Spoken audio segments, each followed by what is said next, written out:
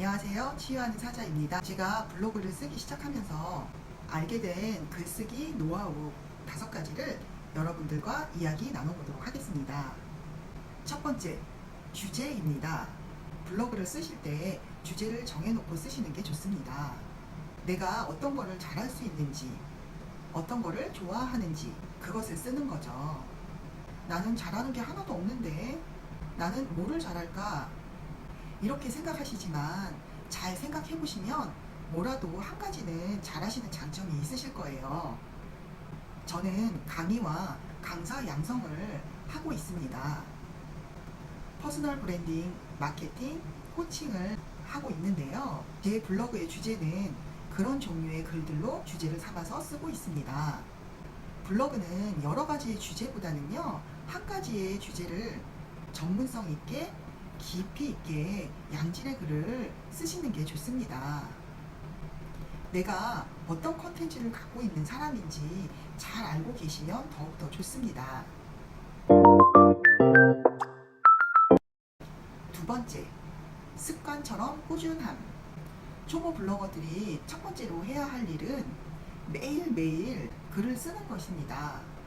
어렵더라도 매일매일 습관처럼 쓰시는 게 중요해요. 더군다나 한 가지 주제만을 가지고 그 블로그를 채워서 쓴다는 게 쉽지만은 않습니다. 오늘은 뭘 쓰지? 쓸 게 없네. 이렇게 생각하시다 보면 점점 더 어려워지고 하기 싫어집니다. 몇천 개의 글을 발행하는데 한 가지의 주제만을 가지고 쓴다는 거는 결코 쉬운 일은 아니에요. 쓸 주제가 또 그렇게 많지는 않고요. 그런데 블로그에는 글을 써야 하잖아요. 그래서 저는 강사 양성에 대해서 메인 주제로 쓰고 있지만 요즘은 공부하는 퍼스널 브랜딩이라든지 블로그, 코칭, 마케팅 이런 종류의 글도 살짝살짝 곁들여서 쓰고 있습니다. 맛집 탐방이라든지 여행 브이로그라든지 이런 주제를 가지고 조금씩 곁들여서 쓰고 있어요. 어떻게 보면 블로그는 나에 대한 얘기잖아요. 블로그라는 공간에서 나만의 색깔을 표현할 수도 있고요. 소통할 수 있는 시간도 많이 가질 수 있습니다. 그래서 블로그를 퍼스널 브랜딩이라고 하잖아요. 매일매일은 아니더라도 매주 쓰는 게 좋습니다. 글을 쓰지 않으면 아무 일도 일어나지 않으니까요. 블로그를 잘 하시는 분들은 매일매일 몇천 개의 글을 발행하고 있습니다. 꾸준하게 쓰시는 습관을 들이시는 게 정말 중요합니다. 세 번째, 키워드, 제목입니다. 글쓰기를 할 때 매일 열심히 글을 쓰더라도 내 글을 읽어주지 않는다면 어떨까요? 또 글을 썼는데 이 글은 뭐야? 어떤 내용의 글이지? 이렇게 봐주시는 분이 계시다면 너무나 마음이 아픕니다. 고민해서 글을 쓰다 보면 한 글을 쓰는데도 1시간 이상? 아니 5시간? 초보 블로거들은 하루나 이틀이 걸릴 때도 있습니다. 중요한 건 글의 제목이 무엇인지 키워드를 정하지 않고 그냥 쓰셨다는 거예요. 블로그는 키워드를 정하지 않고 쓰신다면 아무도 검색할 수 없습니다. 아무도 내 블로그에 들어오지 않아요. 소용이 없는 거죠. 이렇게 키워드를 정해서 글을 쓰셔야만 상위 노출되실 수가 있으세요. 만약에 내가 어떤 카페를 갔는데 그 카페에 인테리어도 너무나 잘 돼 있고 또 커피 맛도 너무나 맛있는 거예요. 그래서 이 카페를 소개하는 글을 좀 쓰고 싶은데 사람들이 카페를 검색했을 때 뭐라고 검색을 할까, 어떻게 글로 검색을 하게 될지에 대한 생각을 가지고 키워드를 잡는 게 중요할 것 같습니다. 나라면 이 글을 어떻게 쓸까 라기보다는 어떻게 생각을 하고 검색을 하는지를 고민하셔야 됩니다.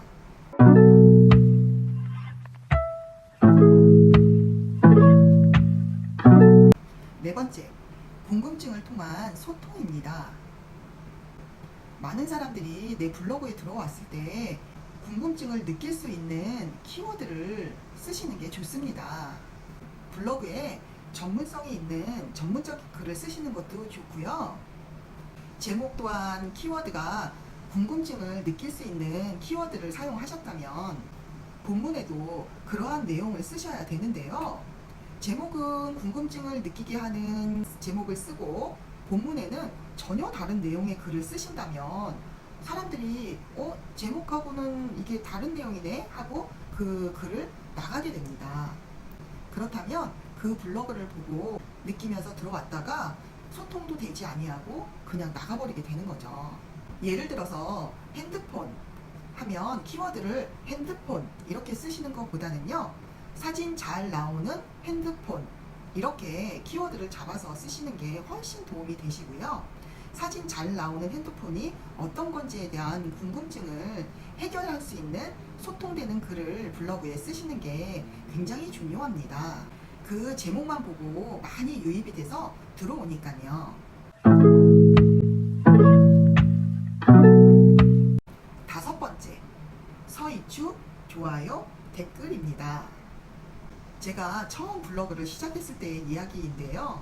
지금은 생각하면 우스운 얘기인데, 처음 제가 블로그를 썼을 때 어떤 방문자님께서 블로그 잘 보고 서이추 하고 갑니다 이렇게 써 있는 거예요.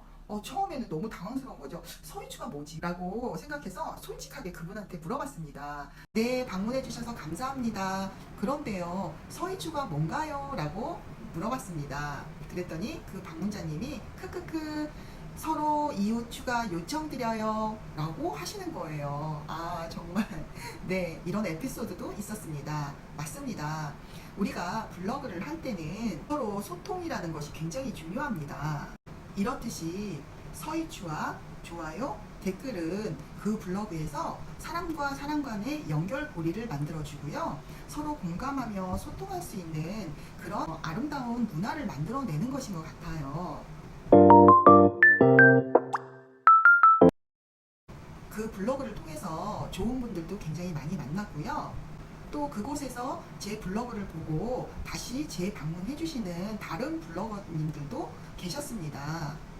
서이추, 좋아요, 댓글은 남을 위해 하는 것도 있지만 나를 위해서 더 소통하는 일이기도 합니다. 그래서 열심히 서이추, 좋아요, 댓글 많이 활동하시기 바랍니다. 블로그를 통해서 여러분들이 많은 사람들과 연결되어서 많이 소통하시면 굉장히 좋습니다. 네, 이 블로그를 통해서 글을 쓸 수 있는 도전과 실행력을 취하신다면 좋은 블로그를 쓰는데 더 성공하는 그런 블로거들이 되셨으면 좋겠습니다. 감사합니다.